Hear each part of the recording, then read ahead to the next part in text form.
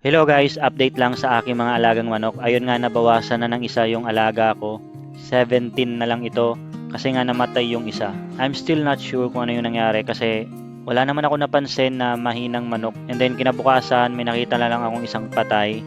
Kaya hindi ko alam kung ano yung naging dahilan. Pero iniisip ko nga rin na baka matagal na siyang mahina. Hindi ko lang napansin kasi medyo naging busy tayo nung mga nakarang araw kasi dahil nga busy tayo sa trabaho. Kaya baka mahina na siya at hindi ko napansin at hindi ko naagapan kaya ayun, namatay siya. Ayun, sana hindi na to masundan at sisikapin nga natin na alamin kung ano yung naging dahilan para maiwasan na at maagapan para hindi na masundan yung pagkamatay ng ating manok. Anyway, sinisimulan ko na nga gawin tong breeder house.